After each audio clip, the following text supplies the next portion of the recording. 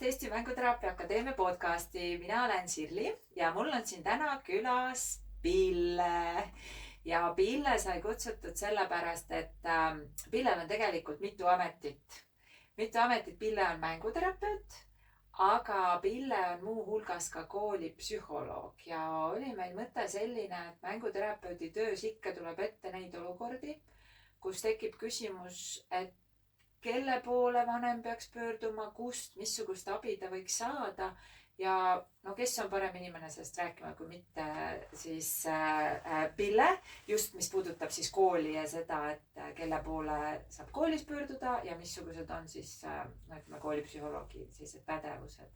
Aga ma annan sõna kohe Pillele, et Pille, kas ma rääkisin su kohta tõtt ja mis on veel sellist, mida võiks sinu kohta öelda? Ja kõik vastab täitsa tõele, et tere ka minu poolt. Olen tõesti saanud koolipsühholoogiks, et mul on ka vastav kutse olemas ja läbinud mänguteraapia väljaõppe 2-aastase koolituse. Et need tiitlid vastavad täitsa tõele. Varem olen olnud näiteks ka lahendus.netis veebinõustaja ja juhendaja siis uutele nõustajatele. Et on katsetatud erinevaid rolle. Nii et tegelikult on kogemus sul juba päris palju selles osas, et klientide nõustamise osas ja just lastega töös, ma saan aru. Et enne koolipsühholoogiks hakkamist või saamist ma töötasin rehabilitatsioonimeeskonnas lastepsühholoogina, ka peamiselt siis erivajadustega lastega. Et seda kogemust natuke juba jagub. Aga räägi mulle kõigepealt, enne kui me selle koolipsühholoogi töö juurde lähme, et kuidas sa mänguteraapia juurde jõudsid? See saigi alguse pigem niimoodi, et ma läksin magistriõpingute ajal sinna Providasse tööle.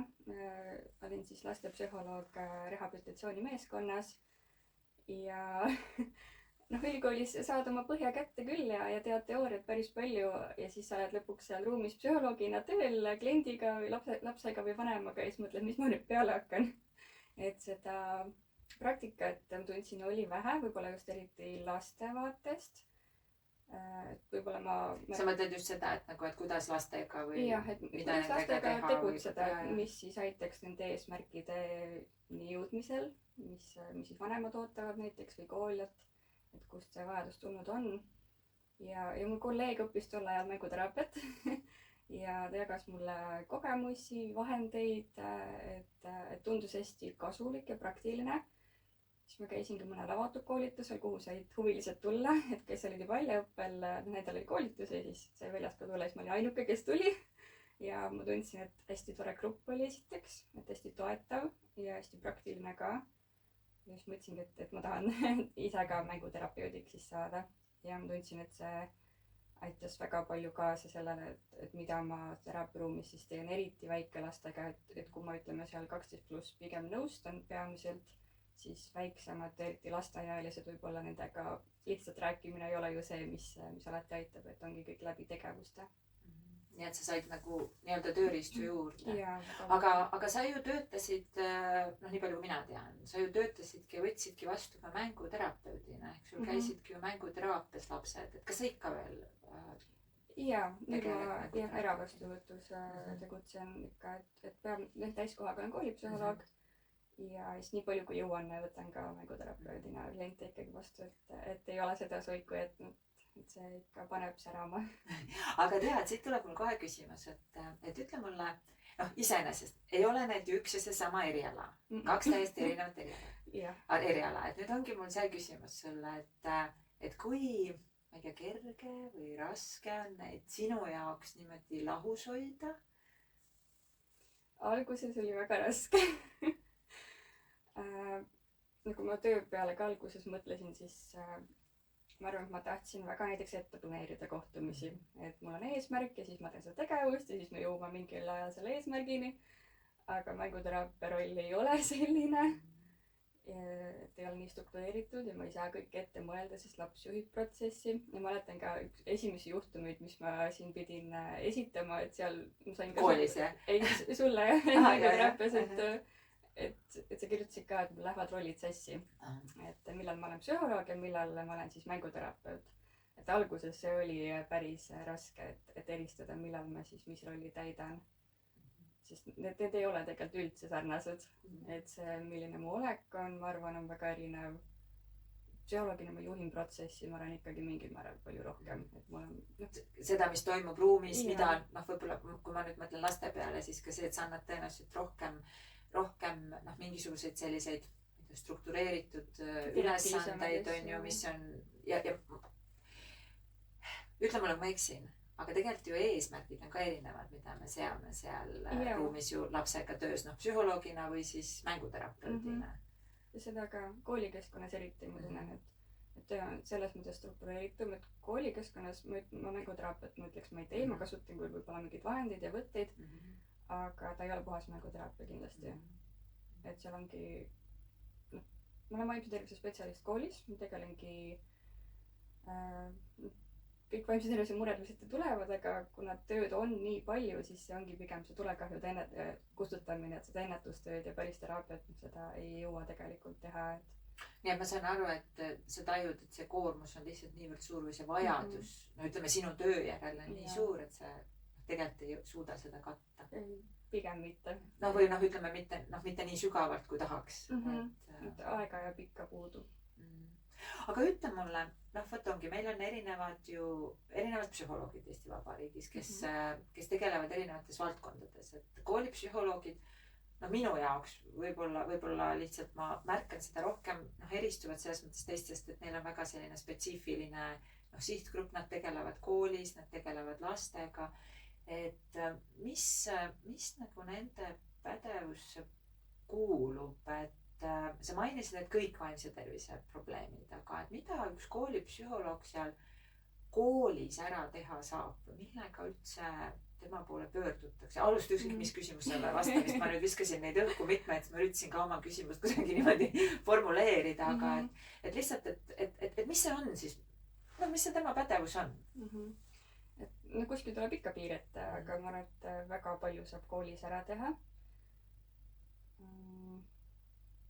Peamiselt mured ikkagi, mis tekivad ka ongi mingid ärevuse teemad, depressioonile viitavad sümptomid, koolitõrge, ärevus siis näiteks kas siis sotsiaalne või ka õppetulemustega seotud, mis on hästi tihe, siis motivatsioon, koolimotivatsioon ja ma ütleks, et peamiselt kooliga seotud teemad ikkagi, et mõned on ka näiteks sellised, et õpetaja pöördub, et ma tean, et tal on vanemate lahutus, et ta on koolis midagi tujust ära, et äkki saab tegeleda, et erinevaid teemasid tuleb, aga peamiselt ikkagi see mõju avaldub koolis. Aga kuidas lapsed näiteks sinu juurde seal koolis jõuavad? Kas nad pöörduvad ise või saad, üks asi sa ütlesid, et õpetaja märkab, aga et kuidas te nad nii-öelda kätte saate? Igalt poolt, et kätte saab ikka. Kindlasti on ka õpilasi, kes ei jõua mu vaata välja, et kõigiga ei jõua tegeleda. Mina olen praegu koolis, kus on 900 õpilast. Meil on tugimeeskonnas 5 inimest, psühholoog, õpilasnõustaja, 2 sotsiaalpedagoogi ja eripedagoog. Ja kõigil on ikkagi töökoormus selline, et teed ikka on tunne, et ei jõua kõike tehtud, mis võiks saada. Mis küsimus? ja kuidas nad jõuavad, seda vist küsisin. Ja ma just hakkasin ükspäev mõtlema, et väiksemad pigem tulevad kas vanema või õpetaja kaudu. Mõned astuvad ise ka ruumid, aga kuskil ütleme, et 7.-8. klass sealt edasi ma tunnen tulevad ise, kes märkavad juba, et nad võiks mingit abi vajada mingis valdkonnas, eriti näiteks kümnendikud, kes on tulnud uude kooli, kes vajavad näiteks kohanemisega toetust, erinevaid viise ikkagi. Tead, aga ma küsin siit kohe ära näiteks, et kui sa töötad seal koolis, siis ja tuleb üks kümnendik või laps ja tal on kohanemisraskused, siis kuidas sa teda aitad? Kas, ma mõtlen just seda, et mida sa teha saad ära seal koolikeskkonnas? Üks asi on muidugi see, et me saame kuulata ja toetada lihtsalt teda tema mures, aga mulle tundub just, et ongi, et kui me räägime koolikeskkonnast, sa mainisid ka seda ärevust, sotsiaalärevust, võib-olla mingisugustes tundides seda, ma ei tea, sooritusärevust, mis lastel on, mis võib takistada edasijõudmist, mõjutab ju hindeid. Et kuidas koolis ja millised võimalused on koolis selliseid asju mõjutada? just noh, ma ütlen näiteks seda, et noh, minu kujutlustes, kui lapsel on ühes konkreetses aines, näiteks matemaatikas on ärevus või väljendub kontrolltööde ajal, siis minu hinnangul tuleb selle teemaga tegeleda just koolis, tuleb tegeleda seal tunnis, tuleb tegeleda võib-olla niimoodi, et võtta kokku võib-olla meeskond, tuleb rääkida õpetajaga, kuidas õpetaja saab omalt poolt läheneda. noh, minu kujutlustes võiks see nii käia. Kas see ka päriselt nii käib või kas see on võimalik, et see on see, mis ma mõtlen, et ja ma ütleks kogemuse põhjal praegu kümnendikega ma ikkagi peamiselt nõustan neid endid, sest ma näen, et neil on endal väga palju ressurssi ära teha ja vahepeal ongi see, et me teeme näiteks seda ärevuse töövihikut koos või räägime teemadel, miks see tekib ja kuidas see tekib ja kuidas ta varem on olnud. Et ma tunnen, et gümnaasiumi osa on siuke, kellega ma saan üks-ühele nagu kõige rohkem töötada. Nemad on muidugi juba ju vanemad ka, põhimõtteliselt nad on juba ju 16 pluss on ju. Et kui nendega läbi arutada mingeid mõtteid, siis nad väga palju saavad sellest kaasa, et vahepeal ongi mingit teadmist lihtsalt vaja või lihtsalt oma keha märkamist. Ja kui tõesti on vaja kaasata kedagi õpetajat, et siis on meil näiteks ka eripedagoog koolis, kes hindab, kas on vaja mingeid kohandusi õppetöös näiteks teha. Et neid võimalusi on. See on eripedagoogi siis valdkond, mitte teie valdkond. Jah. Aga kas te õpetajaid ka näiteks nõustate? Jaa, mingil määral ikka. Ma teeks, et vähem, aga ikka. Kes õpetajate vaimse tervise eest koolis hoolitseb? No tegelikult selle eest peaks ka koolipsühholoog hoolitsema, et on ikkagi nii kõigile selles mõttes. Et õpilased, vanemad ja õpetajad, et kõik võivad pöörduda ja kõik siis võiks saada sellist tuge, nagu nad ootavad ja vajavad. Aga mind on üks. Ja just ma mõtlengi 900 õpilast ja üks koolipsühholoog. Jah, no õpilasnõustaja on ka. Näiteks me jagame ikka. Olenevalt, eks ole, probleemist, võib-olla probleemi sügavusest, et kelle juurde ja kuidas. Minu juurde ka siis juba pigem nooremad vahepeal. Ja noh, meil on ka rahvusvaheline õpe, et ingliskeelsed näiteks on ka pigem võib-olla minule teeksin ikka jagama. Ja tundub, et no ikka päris palju on neid, kuidas öelda, väljakutseid, millega seal igapäevaselt silmitsi peab seisma ja just vist see koormus, ma arvan, on see, mis lõpuks. Väga. Ja selles mõttes on hästi tore, et tunne, et see stigma on kuidagi vähenenud, et noh, kui me alguses ka näiteks mina sotsiaalpedagoog alustasime nagu uute inimestena sügisel ja siis käisime tutvustamas klassides ja rääkisime, mis me teeme ja millal meie ruumi tulla, siis näitasime ruumi ja õpilased tulevad niisama vahetunnis, et see ei ole enam see, et issand, sa käid psühholoogi juures, et mis sul viga on, vaid see on nii tavaline, et me kõik vajame vahepeal abi ja see on täiesti okei. Mulle endale tundub, et noored selles mõttes on ka teadlikumad, nad ju istuvad netis ja nendest vaimse tervise probleemidest rohkem räägitakse. Mulle tundub, et noored on väga teadlikud, vahel ongi nii teadlikud, et ise ka diagnoosivad ennast selle kui info põhjal ja ma arvan, et sealt vaikselt see või on ka mõju tulnud sealt poolt võib-olla lisaks mingisugustele muudele mõjutustele. Jaa, see info on palju kättesaadavam. Mul on olnud õpilasi, kes tulevad istuma, et tead, mul on see. Siis et mis sind paneb arvamini ja kus sa infot oled saanud ja siis me hakkame koos uurima. Aga see sisend võib tulla juba teiselt poolt, et mitte siis minu poolt. Jah, nad võivad märgata, et neil on midagi või saavad aru, et ei tea, natuke on nagu mul teistmoodi, miks mul on teistmoodi, leiavad sarnaseid inimesi sealt neti sügavustest ja siis. Ja see on nii hea, et nad julgevad rääkida, et see, kui ma asjadest ei räägi, see ei võta probleeme ju ära tegelikult. Et kui sa ikkagi tunned, et sul on raske, siis sellega ju tuleb tegeleda, mitte vaiba alla lükata. Aga ütle mulle sellist asja, sul on nüüd kogemus nii mänguterapeudina kui ka siis psühholoogina töötades koolis. Mänguteraapia või mänguterapeudi töös tuleb ju ette seda, need, kes ei tööta koolikeskkonnas, kes töötavad väljaspool koolikeskkonda, tulevad nende juurde vanemad, tulevad lastega, kellel on mured. Sa ei tegele selles mõttes lasteaias, laste muredega tegeled koolis, ehk et nad on siis vanusest 7 alates. Eraklient ja mul on noorem ikka. Eraklient on jah, et sa saad nagu oma kogemuse baasil öelda, aga mõtlen just seda, et millised on need mured, millega näiteks võib see pere tulla sinna mänguterapeudi juurde, aga millal see mänguterapeut võiks hoopistükkis öelda, et teate, minge ja rääkige sellisel teemal hoopis koolis psühholoogiga, sest et see kogemus meil on, meie juurde tullakse igasuguste probleemidega. Vaimse tervise abi kättesaadavus on meil Eestis teada, kuidas see on, eks ole. Koolipsühholoogid on järjest parem, aga muresid ka on järjest rohkem ehk et tuleb ka kliente rohkem juurde. Nõudlus on suur. ja me näeme seda, et tulevadki mänguterapeudi juurde ka vanemad niimoodi, et noh, te olite esimene, kelle juurde me saime, me oleme, ma ei tea, 10 kohaga rääkinud, ajad on kinni, mis iganes hetkeni, me võtame vähemalt selle. Ja noh, alati ei pruugigi olla nii, et mänguterapeut aidata saab.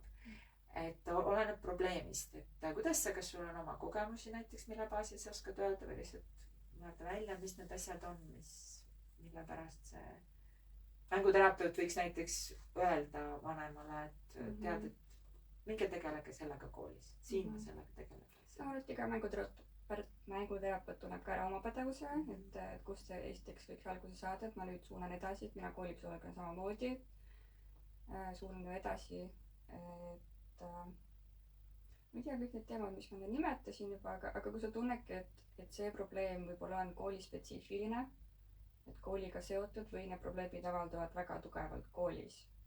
Või mingis kindlas näiteks, eks ole, aines või ehk et mis on mõjutatud tugevalt selle keskkonna poolt. Noh,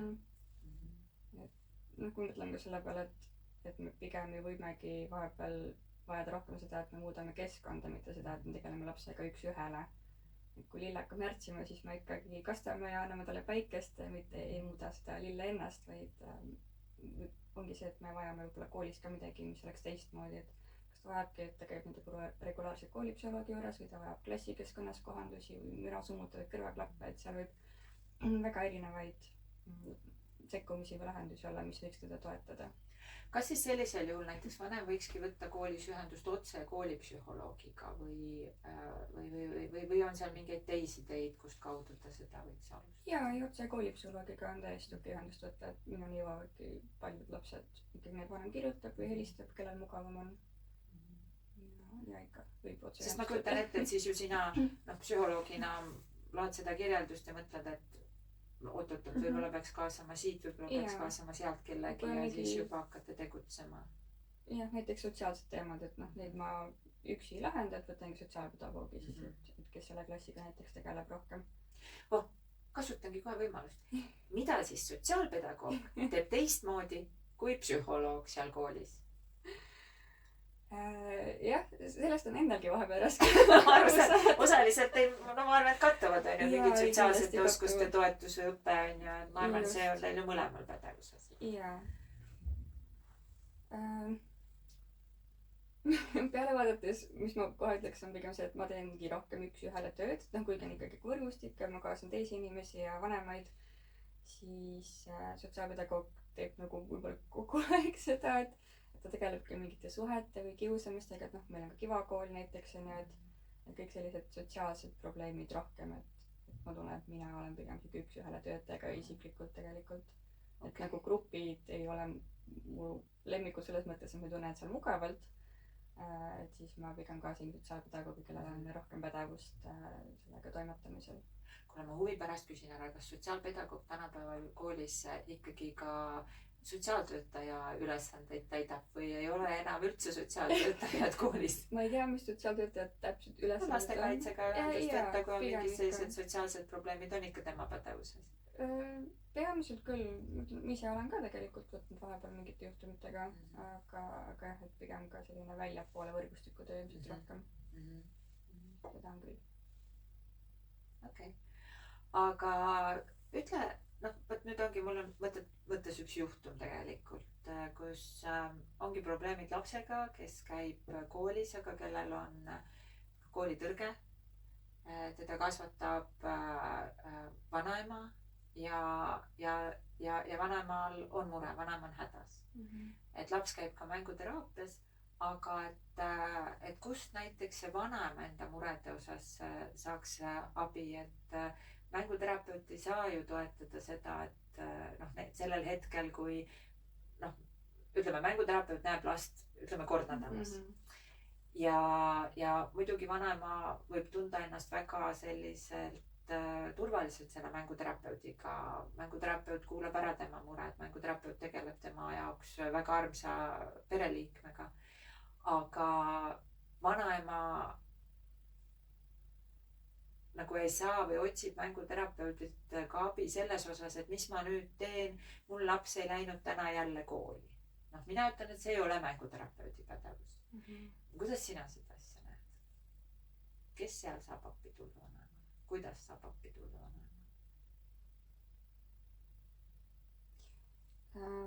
No mingil määral mänguterapeut saab aidata, kui mingi enesekindluse teema või enesehinnangu teema, aga ilmselt on seal ka vaja selgust saada, miks see koolitõrge on, et kas see on mingi kiusamisjuhtum, kas tal on mingis õppeaines raske, et midagi ju tekitab lapsest unes, et ma ei taha sinna minna.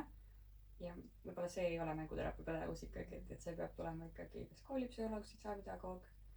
Aga kui koolipsühholoog ei ole, sest meil ei ole ju igas koolis psühholoogi, mida siis inimene peaks peale hakkama? Kelle juurde mänguterapeut näiteks selle vanaema suunata saaks siis sellisel juhul?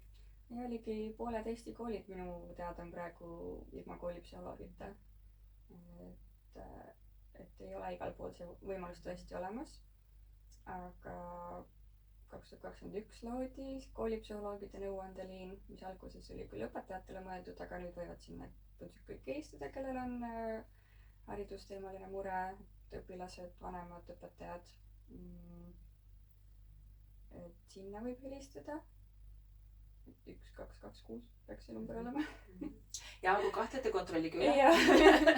Et see sai ka just aasta ennetusteo tiitli, et väga suur ettevõtmine, seal vastavadki siis kutsega koolipsühholoogid, kes on pädevad tegelema nende teemadega. Ja tõesti see on hea võimalus, kui ei ole tõesti kellegi poole pöördunud, kas või siis see vanaema või ka koolis mõni õpetaja, kellel ei ole koolipsühholoogi poole pöörduda mingite muredega. Et väga hea võimalus Eesti keskkonnas. Või siis sotsiaalpedagoog, kui on olemas, eks ole, sotsiaalpedagoog, et siis pöörduda tema poole, et vähemalt keegi. Ja mina ütleks vanematele lihtsalt seda, et ärge andke ka alla. Et ühe kaudu ei saa minge teise juurde, minge kas või, ma ei tea, kõrgemal tasemel kellegi juurde, vajadusel minge direktorigagi rääkima, sest et tema saab ju otsustada selles osas, et milliseid spetsialiste kaasata. Või siis kas ka väljastpoolt näiteks Rajaleidjad või sellised organisatsioonid. Ja Rajaleidja on üks võimalus, Tartu keskkonnas ka Hariduse Tugiteenuste Keskus on ka võimalus. Et need võimalused tegelikult on, ma tunnen ka inimesed ei ole teadlikud võimalustest.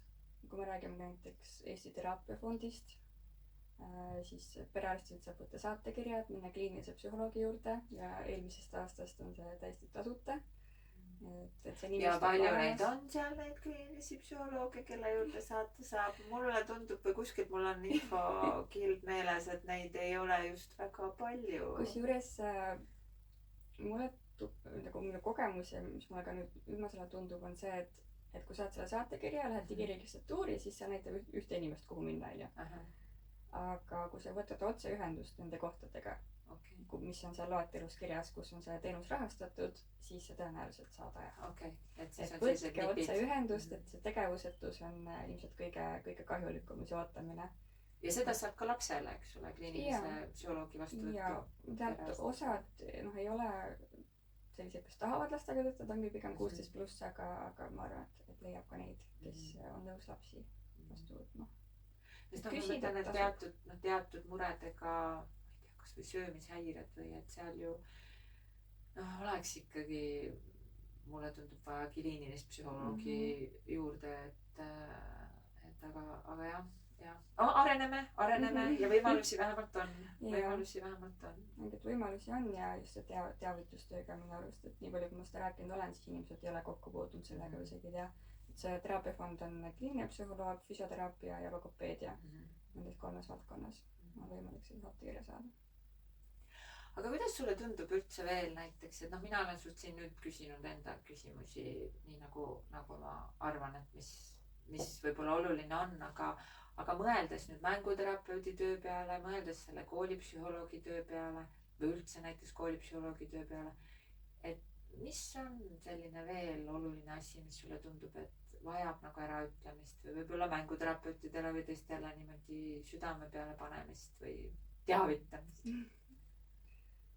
Muidu mul endale just ka praegu see kõlama, et võtke ühendust.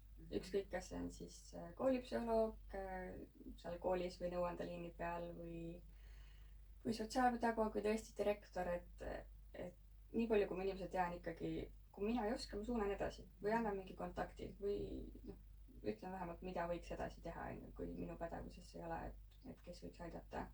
Et see tupikusse jäämine, ma arvan, et ei teki niimoodi, et ma küsin ja siis ütleb, ma ei tea ja siis ei ütle ka kedagi, kuhu võiks. Et minul on küll see tunne, et mul on ju see vastutus, et ma uurin vähemalt välja, kelle poole siis võiks pöörduda. Kas või mänguterapeut, lapsevanem ise võib pöörduda ükskõik kuhu neist, aga mänguterapeut võib siis suunata lapsevanem. Aga tekkis mul üks küsimus siin kohe, et aga kas näiteks, kui on mingi, mänguterapeut kahtleb, kas see on ju ikkagi seal koolis nende spetsialistide pädevus või mitte, kas ka tema võib helistada kooli sinna psühholoogide nõuandeliinile? Muidugi. Et kui ma olen koolipsühholoogiga mänguterapeut helistab, siis ma ei ütle, et ei, ma teiega ei soovi suhelda. Sest muidugi, sealt ei anta nõu ja ei saa anda nõu keegi on ju mänguteraapia eriala spetsiifiliselt, aga just see, kui ma tahan näiteks et kuulge, et kas ma annan õige info, kas on see koht, kuhu ma selle lapse võiksin selle koolimurega suunata on ju, või lapsevanema suunata, et siis mulle tundub, et see võib olla täitsa ju see õige koht. Ja see peaks olema sealt vanemaga läbi räägitud. Et kui ma mänguterapeudina võtan ühendust koolipsühholoogiga, siis ma enne räägin vanemaga läbi, et ma võin seda infot jagada koolipsühholoogiga. Ei, ma räägin koolipsühholoogia nõuandeliinile, helistan sinna lihtsalt nagu anonüümselt, et vot, et mul on selline juhtum, muidugi anonüümselt, aga kas see on see juhtum, millega ma peaks vanema suunama koolipsühholoogi juurde. Ma ise, asutades ise mänguterapeutidele väga nagu otse koolipsühholoogiga rääkimist nii ei soovitakski, et seal ei ole nagu põhjust või näidustust, et aga kuigi ma ei ütle, et seda ei pruugi kunagi ette tulla, aga meil ei ole ma arvan, et isegi andmekaitseseadus seda reguleerib ja keelab niisama seda tegemast. Kas on veel midagi just selle koolipsühholoogi tööd?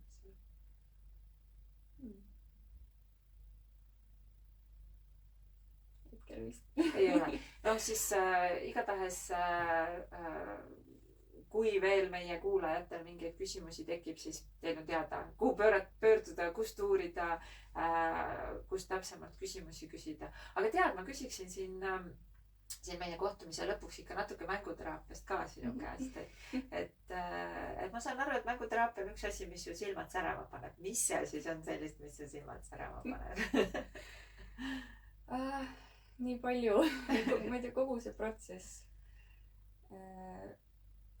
Osalt ma tunnen ka, et mul on üsna kerge või lihtne või mugav lastega kontakti saada ja ma olen seda tagasisidet ka vanematelt näiteks saanud, et ongi vanem näiteks saanud, et muidu on nagu võõristav või sihuke ei julge, aga sinuga tuli nagu kohe onju, et mõni laps muidugi võtab aega, et üles sulada onju, aga muidu ikkagi ma tunnen, et ma saan selle kontakti üsna hästi.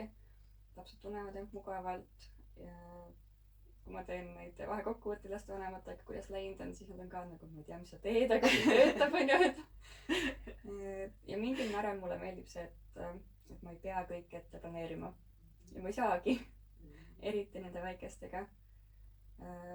Kuna mul on pigem, ma ütleks, kõrge kontrolli vajadus inimesena, siis ma tunnen, ma saan ise ka, et see on mingil määral vabaks lasta, et kuigi ma olen selles rollis ja ma ka teadlikult teen ikka peame ju, ja me peame ju seda ruumi nii-öelda hoidma ja meie vastutame selle turvalisuse eest seal ja selle eest, mida me ütleme või ei ütle. Ja samas on nii hea kuidagi kaasa minna sellega, mis laps teeb, et tema juhib seda protsessi. Ja tõesti tore on, ma saan mängida. Kas sina oled veel see täiskasvanu, kes tõeliselt naudib lastega mängimist? Jaa, mingeid asju küll, no vahepeal on küll see, et igav hakkab. Pole nagu minu jaoks loodud see. Aga ikkagi on tore. Et vaheldus. Seda on rõõm kuulda. Ma arvan, et selliseid sõpru lastele on vaja ja mänguterapeuti on lastele vaja, kes naudivad nendega koos olemist. Muidu vist ma arvan, et ei saakski mänguterapeutina töötada, kui meie sees ei oleks seda laste armastust ja seda, tõenäoliselt ka siis armastust mängu vastu. Niimoodi, kuidas täiskasvanu sees see olla saab.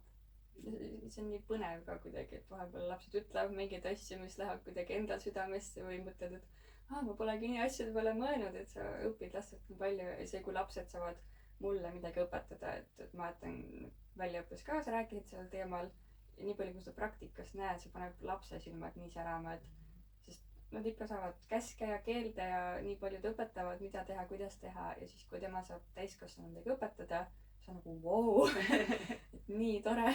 Nii et ma saan aru, et sind toidab ka see laste noh, need laste reaktsioonid nii-öelda või see, kuidas see kõik lastele mõjub, et see. Nad ei taha ära minna. ja tavaliselt nii ongi, et ma ütlen, et on siin juhtumeid ka, kus noh, mida muidugi soovitame kellelgi teha ja kui see välja tuleb, siis tuleb sellega tegeleda, aga et laps on isegi petetud sellega, et sa lähed täna mänguteraapiasse ja tegelikult viiakse teise spetsialisti juurde, aga lihtsalt laps ei taha kellegi teise juurde minna ainult mänguteraapiasse, et aga noh, jah, et see on selliseid olukordi, neid ei ole muidugi massiliselt, aga on kõik ette tulnud just sellepärast, et reeglina lastele meeldib. Ja meeldib, nad saavad ruumibossid olla, et ongi, et see on täiesti hinnanguvaba keskkond, et noh, ma ei ole näiteks vanema rollis, on ju, et ma ei ütle, pese hambad ära või pane riidesse, on ju, või siis õpetaja rollis, kes õpetab midagi tegema, et nad saavad nii palju ise valikuid teha selles keskkonnas, keegi enam selles mõttes ei võrdle ka neid kellegi teisega, saabki laps olla täpselt see, kes ta ise tahab. Ja sealt läbi ju toetab see tema enesehinnangut, tunnetega toimetulekut, eneseväärtustamist, sest kui tema on seal väärtustatud sellisena, nagu ta on, siis ta ju seda läbi ka hakkab ennast rohkem väärtustama sellisena, nagu ta on.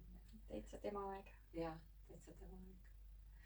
Okei, aga kas on näiteks mänguteraapiaga seoses veel midagi, mida sa tahaksid jagada meie kuulajatega? Ja ma vaatangi, ma ei tea, kaua me siin rääkinud oleme, et vaikselt hakkaks otsi kokku tõmbama. Minge mänguteraapiat õppima, sest nõudlust on nii palju, mul on endalgi pikk ooterekord ja need, keda ma Tartu omadest tean, neil on ka ajad täis. Vot, ma tahtsingi küsida, et kuidas sinu juurde saab, aga nüüd tundub, et väga ei saagi. Mul ka üks lapsevanem, kelle laps just käis mänguteraapias, küsis, et palju ta mulle reklaami võib teha, ma ütlesin, et ära tee. Et mul on praegu 10 inimest, kes on kirjutanud ja kellel mul ei ole aega pakkuda lihtsalt, et koolipsühholoogina ma ka ei ole suunanud kedagi mänguteraapiasse praegu, sest ei ole lihtsalt aegu saada. Tõesti kahjuks ei ole, et muidugi noh, mis on see, et võib ka olla nii, et vanemad kirjutavad mitmele mänguterapeudile korraga ja siis võib juhtuda nii, et kui ta ühe juurde saab, siis langeb eest ära, aga tõesti. No praegu ma ütlen seda, et kui keegi mänguterapeudina tahab tööle hakata, siis põhimõtteliselt väga konkurentsi pole või noh, on, aga kliente jätkub ja nõudlust on. Ja et ma nõudluse põhjal võiks ka laupäev ja pühapäev tööd teha, aga mu töö on pigem ikkagi selline, et ma vajan seda puhkeaega ka, et see on nii enda vaimne tervis peab ikka kõigepealt tulema, et enne hapnikumask endale ja siis alles teistele. Eriti kui me räägime sellisest elukutsest, mis on teiste abistamisega seotud. Ääretult oluline. Okei, aga aitäh, Pille, et sa tulid ja olid valmis sellest kõigest rääkima ja ma loodan, et kõikidele meie kuulajatele oli sellest abi. Kui ei olnud abi, loodan, et oli huvitav, igatahes minul küll oli ja võib-olla kohtume veel siin kunagi. Aitäh kutsumast, väga meeldiv oli vestelda. Jah, järgmiste kohtumisteni.